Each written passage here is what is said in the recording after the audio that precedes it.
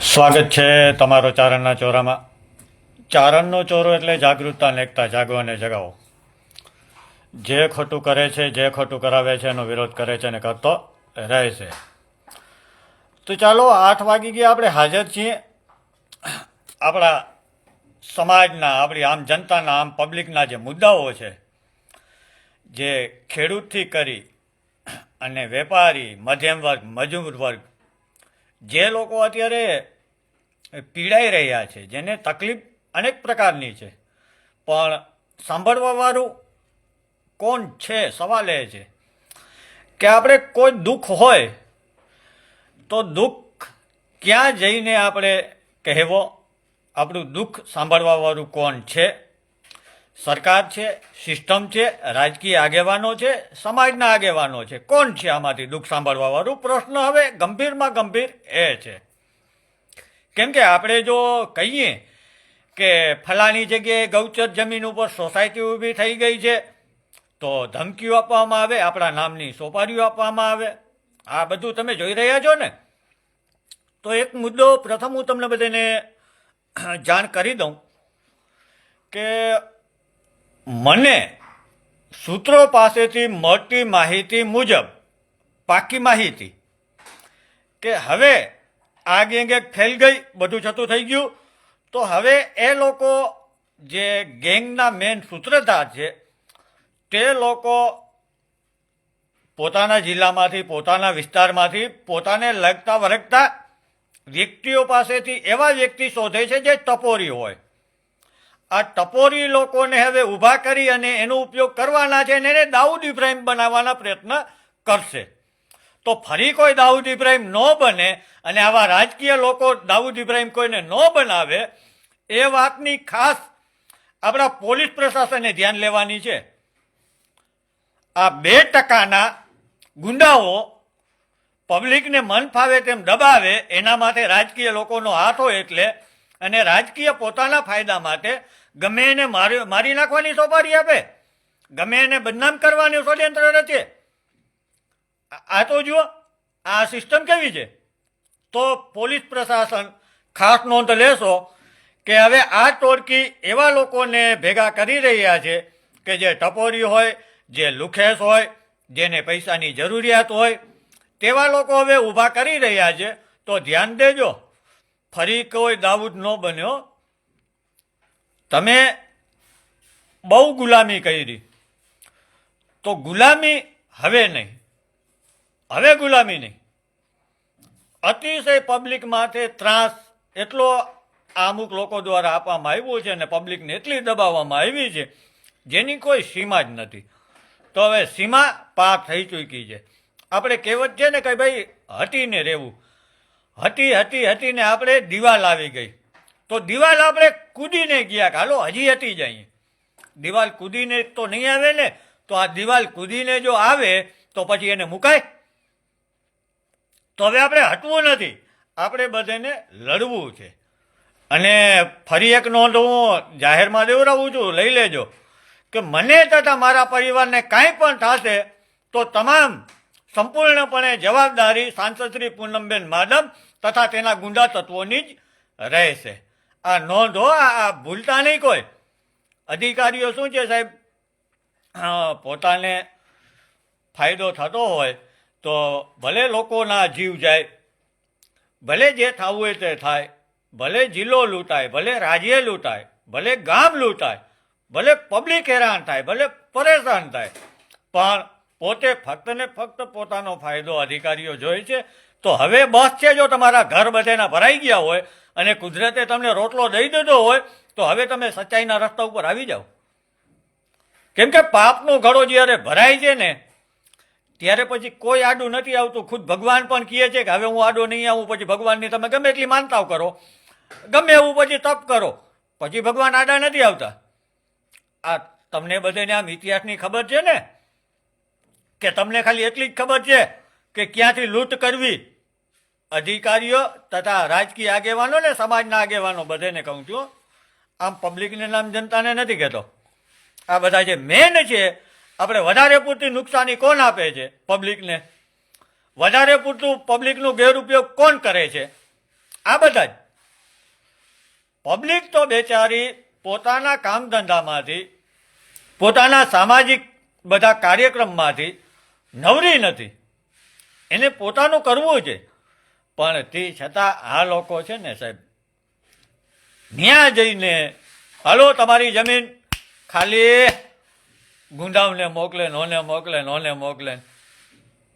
તો પછી આપણું પોલીસ પ્રશાસન કેના માટે છે? આપણે આમ તો કહીએ છીએ હર્ષભાઈ સિંધવી કે ગુંડાઓ જરાય પણ સુધરી જાવ નગર નહીં મેળાવે. તો આ ગુંડા તો હજી છે, જગ જાહેર બધાને દેખાય છે. તો હર્ષભાઈ સિંધવી, તમને જો ગુંડા ન દેખાતા હોય તો ગુંડા તમને હું દેખાડું કે ગુંડા કોણ છે. ખરેખર અસામાજિક તત્વો કોણ છે, કોને કહેવાય, હવે તમને બધાને ખબર પડી ને કે જે સરકારી ચોપડે અત્યારે જે ગુના દાખલ થઈ રહ્યા છે એ તો કાયદાથી બિચારા અજાણ છે. એની કેવા હોય ખબર કે એને કંઈ ભાન જ ન હોય. લોકો સરકારી ચોપડે બધા એવા જ છે, પણ જેને કાયદાનું ભાન છે, જેને બધી ખબર છે, એવા લોકો એટલા કાંડ કરીને બેઠા છે. એટલે કાંડ કોકમાં કરાવે જો આ બધા વ્હાઇટ કોલર ગુંડા છે. આને કહેવામાં આવે છે વ્હાઇટ કોલર ગુંડા. અને જો અસામાજિક તત્વો તો આ છે ઓરિજિનલ અસામાજિક તત્વો કોણ? તો ઈ છે ભાઈ. તમે જેના લિસ્ટ બનાવો છો એ અસામાજિક તત્વ નથી. એ તો બિચારા કાયદાની કઈ ખબર નથી પડતી. એ ગામમાં નીકળ્યા હોય અને જુવાનિયા છે ભાઈ ક્યાંક કરી લે માથાકૂટું નાન તેન, પણ કાયદાની ભાન નથી. એનો દોષ કેનો છે? કાયદાનો. કાયદાએ પેલા જાગૃત તો કરવા જોઈએ ને બધાને કે કાયદો શું છે. પબ્લિકમાં જાગૃતતા લાવવી જોઈએ ને કે ભાઈ કાયદો હાથમાં ન લેવાય, કોઈ પણ જાતનું ઘર્ષણ ન કરાય, કોઈને પણ હેરાનગતિ ન કરાય, સમાજમાં જેના લીધે નુકસાની થાય એવા કૃત્ય ન કરાય, ક્યાંય ધાક ધમકી ન દેવાય, મારફાડ ન કરાય. આપણી સાથે કોઈ એવું વર્તન કરે તો પોલીસ સ્ટેશન તેના માટે છે. એવી આપણા અધિકારીઓને જ્ઞાન દેવો જોઈએ, એવી જાગૃતતા પબ્લિકને દેવી જોઈએ. પણ શું કરે સાહેબ, આ તો બધા નથી દેતા. તો હું મારી રીતે પ્રયત્ન કરું છું કે ભાઈ તમામ પબ્લિક જાગૃત થાય અને તમામ પબ્લિક શાંતિથી સરળતાથી પોતાનું જીવન જીવે અને ક્યાંય પણ કોઈ પણ પ્રકારનો ગુનો દાખલ ન થાય, ઘર્ષણ ન થાય, સમસ્યા ઊભી ન થાય અને શાંતિથી તમામ પબ્લિકનું, તમામ સમાજનું જીવન પસાર થાય.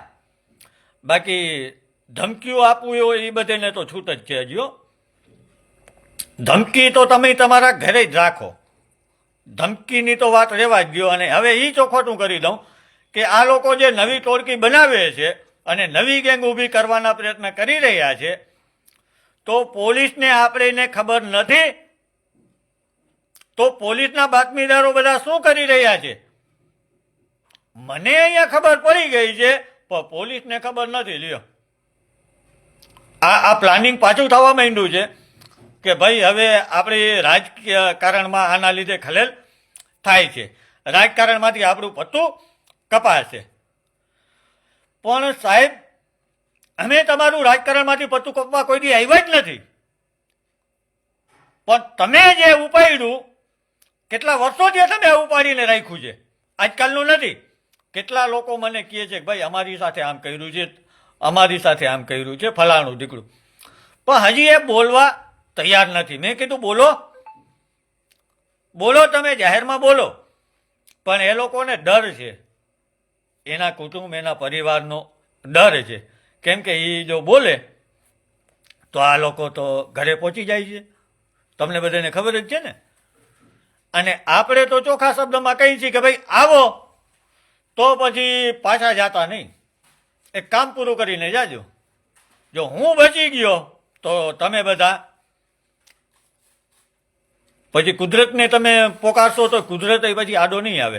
એટલે ફરી હું રિપીટ કરું છું, આ નવી ગેંગ ઊભી થાય છે. આ જૂની ગેંગ હતી એનામાંથી હવે નવી ગેંગ ઊભી થાય છે.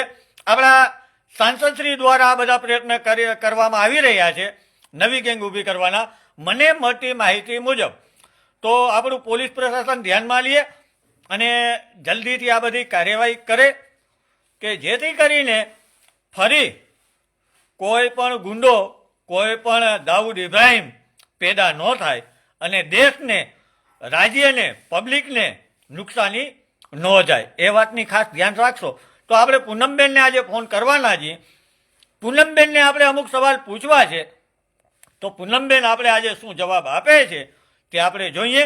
તો ચાલો મિત્રો આપણે ફોન કરીએ આપણા દેવભૂમિ દ્વારકા જિલ્લા તથા જામનગર જિલ્લાના સાંસદ શ્રી એવા પૂનમબેન માડમ, જેની તમને બધાને હવે જગજાહેર ખબર છે કે મારું કાંટો કાઢવા માટે પ્રયત્ન એ કરે છે.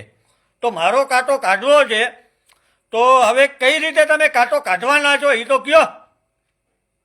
તમે કહેતા હો તો હું મોરે મોરો આવ્યો છું ને આવી જાઉં, તમે બોલાવું નહીં આવી જાઉં. તમારે ગેંગ ભેગી કરી રાખો, હું નહીં આવું, પછી વાત પૂરી ને.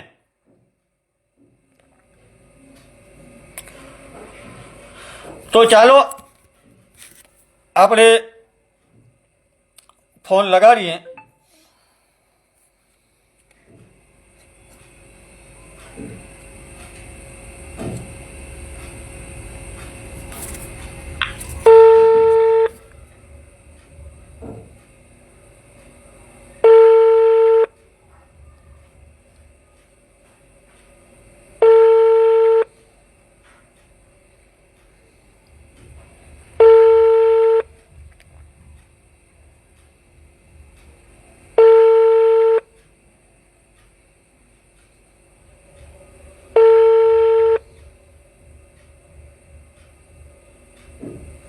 તમે જે વ્યક્તિને કોલ કરી રહ્યા છો તે જવાબ નથી આપી રહ્યા.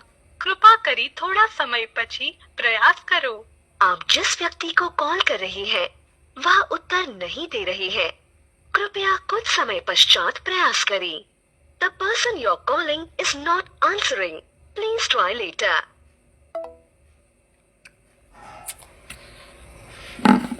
તો સાંસદ શ્રી પૂનમબેન માડમ આ બેન આમાં એવું કહે છે, ટેલિફોન વાળા બેન, કે ઉત્તર નહીં દે પા રહે હે. ઉત્તર તો અમને જોઈ છે ને કે ગૌચર જમીન કેમ ખવડાવી, મારા નામની સોપારી કેમ આપી, અમારે થોડાક જોઈ છે ઉત્તર. તમે દો, તમારે ઉત્તર તો દેવા જોશે ને. તમે મોકલો છો ફલાણા વ્યક્તિને, ધમકી અપાવો છો કે પછી અમારા ચાહક બહુ ઝાઝા છે, પછી તમને કાંઈ નુકસાની કરશે, તો એની જવાબદારી તમારી. તમારા ચાહક હોય અમને નુકસાની કરે તો જવાબદારી તમારી ને. કેમ કે તમારા ચાહક એવા કોઈ નવરા નથી કે સળગતામાં હાથ નાખે. તમારા ચાહકને તમે મોકલો તો અહીંયા આવે. તમારા ચાહક કેવા છે ને અમને ખબર છે, કે ધમકીઓ દેવી, મારફાડ કરવી, છીનવી લેવું કબજો કોઈનો પચાવી પાડવું. બીજું શું છે? જે સમાજની સેવાના અને સુરક્ષાના કામ છે એવો એક દાખલો આપો. જ્યાં ન કરવાના કામ કરવા છે અને કરવાના કામ તમારે કરવા નથી. આપો ને અહીંયા વંદે ભારત ટ્રેનને સ્ટોપ આપો. ઓલું જામખંભાળિયામાં આપણું જિલ્લા સેવા સદન છે, ત્યાં ફાટક અપાવો અથવા અંડરબ્રિજ અપાવો. આ બધું સેવાનું છે ને પબ્લિકને લગતા આ પ્રશ્ન છે, એ તમારે નથી કરવા. પણ તમને જો કોઈ સવાલ જવાબ કરે, સાચું કહે, તો તમારે એને મરવી નાખવા છે. તો અમે તો મરવા તૈયાર છીએ, તો તમે પણ તૈયાર છો ને પછી બધું ભોગવવા માટે? તૈયાર રહેવું પડે તમારે. અમે તો આવ્યા જ છીએ મરવા જ, અને આ સંસારમાં મરવા માટે જ બધા આવ્યા છે. કોણ જીવશે? અમર ચૂડો કોઈનો છે નથી. કોઈ 5 દિવસ વહેલું મોડું મરે, પણ અમે એમાંથી છીએ કે મરીએ પણ સાથે લઈને જઈએ. કેમ કે અમારે પછી ઉપર જોશે ને બધા. અમે તો ન્યાય ચાલુ રાખશી, મૂકવાના થોડા છીએ. અને કીધું જ છે ને કે હું જો જીવતા અઘરો છું ને તો મહિલા પછી તો 1000 ગણો અઘરો છું, એટલું ધ્યાન રાખજો. જે પણ તમે ષડયંત્ર કરો એ સમજી વિચારીને કરજો. તમારી પેઢી નાબૂદ કરી દઈશ, નાશ કરી દઈશ. અને હું તો મરેલો છું, બધાને ખબર છે. કે જ્યારે મારું ફુલીકું કાઢવામાં આવ્યું નગ્ન કરીને ગુંડા તત્વો અને પોલીસ દ્વારા, મેં ત્યારે જ મેં માની લીધું છે કે ભાઈ આપણું પૂરું થઈ ગયું. હવે જે કરવું છે એ સમાજ માટે, સમાજના કલ્યાણ માટે, પબ્લિક માટે જેટલું મારાથી થાય એટલું મારે પ્રયત્ન કરવા છે. અને તમારા જેવા ગુંડાઓની ગેંગ જેટલી હોય એટલી આવવા દો. હું એકલો છું અને એકલા હાથે જ તમારી સામે આવીશ. મારી કોઈ ગેંગ નથી અને મારે ગેંગ કોઈથી બનાવી નથી. કાયદો વ્યવસ્થા છે ને કાયદા વ્યવસ્થાને કામ કરવું પડશે. આ કાયદો કોઈનું ગુલામ નથી. હા, તમારા અમુક માણસો છે કાયદામાં જેને તમે મન ફાવે તેમ કરો છો અને કાયદાનો ગેરઉપયોગ તમે કરાવો છો, એ બધાને જગજાહેર છે. હવે દૂધ ને પાણીનું પાણી થઈ ગયું છે. પણ હવે તમારું કદાચ ઈશ્વરે ધાર્યું હશે કે ભવિષ્ય અંધારામાં જઈ રહ્યું છે ને તમને એ ડર સતાવી રહ્યો છે એટલે તમે પ્રયત્ન કરો છો. રાવણે પણ પ્રયત્ન તો બધા કર્યા હતા ને, અને કરે ને ભાઈ. પ્રયત્ન બધાને કરવાની છૂટ છે. કોઈને આપણે એમ ન કહી શકીએ કે તમે પ્રયત્ન ન કરતા. પ્રયત્ન બધા કરો, પણ અમારા પ્રયત્ન અમે ચાલુ રાખશી, તમારા પ્રયત્ન તમે ચાલુ રાખો. અને પોલીસ પ્રશાસનને ફરી હું નિવેદન કરું છું કે ફરી એક નવી ગેંગ જન્મ લઈ રહી છે. ધ્યાન આપશો. ગેંગ બને, કોઈ દાઉદ પાછો બને એની પહેલા રોકી લ્યો. એને ગેંગ કોણ બનાવી રહ્યા છે? આ જે આપણી સમાજની સેવા કરવા આવ્યા છે ને એ જ. તમે તપાસ કરો. જો કરશો તો, નહીતર પછી આપણે તો કહી જ છીએ ભાઈ અમારે તો કોઈ જાતની તૈયારી કરવાની છે જ નહીં. અમે તો સિંગલ જ છીએ ને, મેદાનમાં છીએ ને, ગામમાં એકલા જ ફરીએ છીએ. તમારી ગેંગને જ્યારે મોકલ્યું ત્યારે મોકલી દો, આર પારની થઈ જશે. પણ જવાબદારી તમામે તમામ સાંસદ શ્રી પૂનમબેન માડમ તથા તેના ગેંગની જ રહેશે. આ સેવ કરી લેજો મિત્રો વિડીયો બધાઓ, કેમ કે હવે તકલીફ બેનશ્રીને બહુ પડી રહી છે. કેમ કે કદાચ એના પાપના ઘડા ભરાણા છે એટલે ચારે બાજુથી અત્યારે એની તરફ બધા આંગળી ચીંધી રહ્યા છે. આંગળી ક્યારે ચીંધે? કે આપણે એવું કર્યું હોય તો ને, નકર કોઈ આંગળી ચીંધે આપણે ન ચીંધે. પણ આપણે જો ખોટું કર્યું હોય તો કોઈક આપણી માથે આંગળી ચીંધે. તો સાંસદ શ્રી પૂનમબેન માડમ, તમે ગૌચર જમીન ખાલી કરાવી શકો એવી તાકાત છે તમારામાં? તમે હિન્દુ છો તો ગૌચર જમીન ખાલી કરાવો. તમારી ફરજ છે, તમારું કર્તવ્ય કર્મ છે. તમારે કલેક્ટરને કયો, એક ફોન કરો, થઈ જશે. પણ કેમ નથી કરાવતા? શું એમાં તમારો ભાગ છે? તો કેટલા ટકા તમારો ભાગ છે? જો ગૌચર જમીનમાંથી તમારો ભાગ લેવાનો થતો હોય તો આવી બીજી કેટલી જગ્યાએ આમાં તમે ગુજરાતમાં કેટલી જગ્યાએ જમીનોમાં તમારો ભાગ છે? અમારો સવાલ એ છે. કેટલી જગ્યાએ આવા કૌભાંડ કર્યા છે? હાલની સ્થિતિએ કેટલા તમે કૌભાંડ કરી ચૂક્યા છો અને આગળ તમે કેટલા કૌભાંડ કરવાના છો? જનતાને જણાવો, જો જણાવી શકો તો. અને જો જણાવી શકો એમ તમે નથી તો પછી હવે તમે જે અત્યારે પદ ઉપર બેઠા છો એ પદ તમારે છોડી દેવો પડે. હવે એ પદ તમને શોભે નહીં. તમે ગૌચર જમીન ખાલી નથી કરાવી શકતા, ગૌચર જમીન બાબતે તમે એક શબ્દ મોઢામાંથી કાઢતા નથી, તો ફક્ત ને ફક્ત તમને પૈસો જ વાલો છે. પૈસા સિવાય તમારા માટે, આમ પબ્લિક, આમ જનતા માટે કાંઈ પણ તમારા દિલમાં જરા પણ દયા છે તો દર્શાવો. મીડિયા સમક્ષ બે શબ્દ કહો કે ભાઈ અમે પબ્લિક માટે આ કરવાના છીએ, અમે પબ્લિક માટે તે કરવાના છીએ. તો કરીને બતાવો. ખેડૂત માટે શું કરવાના છો? ગરીબ વર્ગ માટે શું કરવાના છો? મધ્યમ વર્ગ માટે શું કરવાના છો? વેપારી માટે શું કરવાના છો? બતાવો કરીને. ભાષણ તમારું અમે સાંભળીને આમાં હવે ખબર નથી પડતી કેટલું તમારું ભાષણ સાંભળવું. ભાષણ બંધ કરો. તમે કાર્ય, કામ સારું, આમ જનતાને, આમ પબ્લિકને લાગતું કામ કરી અને બતાવો. અને ગૌચર જમીન ખાસ કરીને ખાલી કરીને બતાવો. એટલે મેં તમને જાહેરમાં કીધું છે ને કે જો તમે ગૌચર જમીન ખાલી કરી બતાવો એટલે જામનગરથી ખંભાળિયા સુધી ફૂલોથી તમારું સ્વાગત કરતો હું આવું. આ કીધું છે ને તમને, તો હજી હું મારી વાત ઉપર ઊભો છું. તમે આ વાત ઉપર ઊભા તૈયાર છો? એનો જવાબ જો તમે આપી શકો તો આપજો, ના આપો તો ભાઈ પબ્લિક બધી જોઈ છે. પબ્લિક મૂરખ જરાય છે નહીં. પબ્લિકના મનમાં જે તમે બધા ડર બેસાડ્યો તો, કોમેન્ટ કરતા નહીં, ફલાણું કરતા નહીં, ઢીકડા કરતા નહીં, અરે કરો બધા.